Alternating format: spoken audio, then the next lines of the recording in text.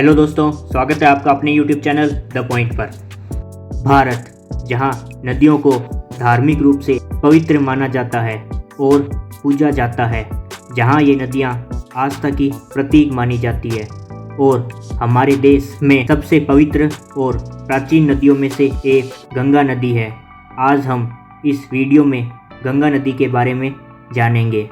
उससे पहले आपको ये जानना होगा कि इंडिया के पूरे रिवर सिस्टम को दो भागों में बांटा गया है, जिसमें पहला हिमालय रिवर सिस्टम और दूसरा पेनिनसुलर रिवर सिस्टम है। अगर हम हिमालय रिवर सिस्टम की बात करें तो इसमें वे नदियां आती है जो हिमालय से प्रवाहित होती है या जिनका ओरिजिन हिमालय से होता है, जैसे गंगा और ब्रह्मपुत्र एटसेट्रा नदियाँ। और अगर हम पेनिनसुलर नदियों की बारे में बात करें तो वे नदियाँ जो भारत के अंदरूनी हिस्सों से निकलती है, जैसे नर्मदा, गोदावरी, कृष्णा, महानदी एटसेट्रा। और ये नदियाँ खास तौर पर मानसून पर डिपेंड करती है। और आज की इस वीडियो में हम हिमालय रिवर सिस्टम में से एक नदी गंगा नदी की बारे में बात करेंगे। तो चलो वीडियो को शुरू करते हैं। अगर हम गंगा नदी की शुरुआत के बारे में बात करें तो जहां भागीरथी और अलकनंदा नदियों का आपस में संगम होता है, वहीं से गंगा नदी की शुरुआत होती है। और अगर इसकी लंबाई की बात की जाए तो ये भारत की सबसे लंबी नदी है। इसकी कुल लंबाई 2525 किलोमीटर है। भागीरथी और अलकनंदा नदियों के संगम से गंगा नदी शुरू होकर ऋषिकेश से होते हुए हरिद्वार में हर की पेड़ी में पहुंचती है। इस गंगा नदी की वजह से हरिद्वार काफ़ी पवित्र स्थान बन जाता है और हर की पेड़ी वह स्थान है जहां से गंगा नदी माउंटेन एरिया से निकलकर प्लेन एरिया में एंटर करती है।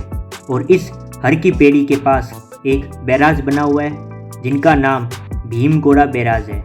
और अब यह नदी उत्तराखंड से निकलकर उत्तर प्रदेश के बिजनौर जिले के पास उत्तर प्रदेश में प्रवेश करती है। और इसके बाद यह नदी साउथ ईस्ट डायरेक्शन में बहना शुरू करती है और यहाँ से गंगा आगे बढ़कर बुलंदशहर जिले के नरोसा में प्रवेश करती है और यहाँ से रुक्काबाद होते हुए कन्नौज पहुँचती है।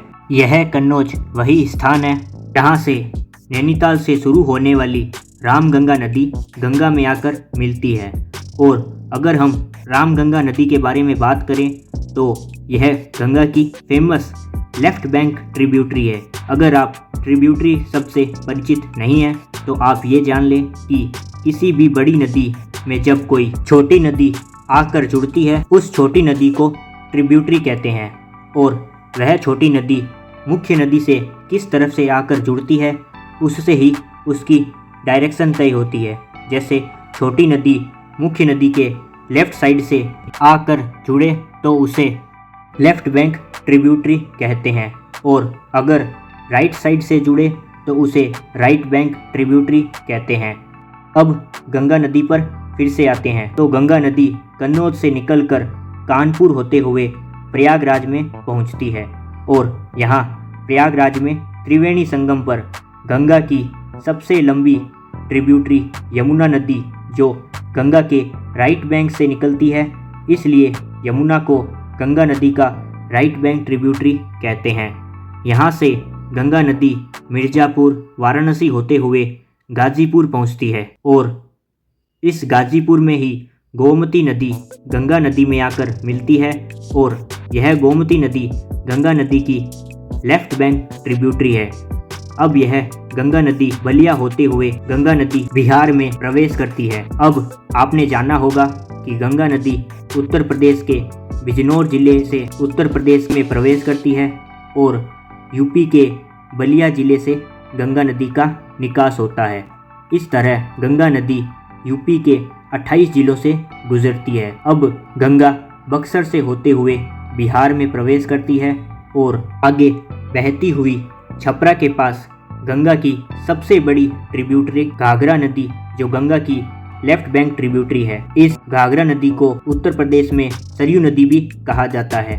अब यह गंगा नदी छपरा जिले से होते हुए बिहार की राजधानी पटना में प्रवेश करती है और यहाँ पटना में राइट बैंक से अमरकंटक से निकलने वाली सोन नदी गंगा में मिलती है और इसके बाद लेफ्ट बैंक से गंडक नदी गंगा नदी में मिलती है, जो पटना के सोनपुर के पास में हाजीपुर के समीप गंगा में शामिल होती है। अब पटना से आगे बढ़ते हुए कुसरेला में कोसी नदी गंगा नदी में आकर मिलती है और अब गंगा नदी भागलपुर से होते हुए बिहार से निकास करती है। इस तरह गंगा नदी बिहार के 12 जिलों से और 445 किलोमीटर का सफर करके गंगा नदी झारखंड के एकमात्र साहिबगंज जिले से होते हुए राजमहल के पास वेस्ट बंगाल में प्रवेश करती है और वेस्ट बंगाल में प्रवेश करते ही फरक्का बैराज से गंगा नदी 2 भागों में बंट जाती है, जिससे गंगा नदी की एक धारा पद्मा के नाम से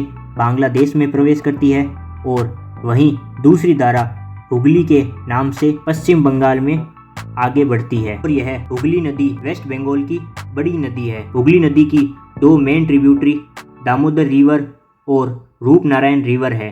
अब यह बंगाल में पूरा सफर करने के बाद इस तरह यह गंगा नदी भारत के 5 राज्य जैसे उत्तराखंड, यूपी, बिहार, झारखंड और वेस्ट बंगाल तक का सफ़र करती है। इस तरह हम गंगा रिवर सिस्टम को समझ सकते हैं। आशा है आपको ये वीडियो पसंद आया होगा और हाँ, अगर आप इस चैनल पर नए हैं तो चैनल को लाइक करें, शेयर करें और सब्सक्राइब करें।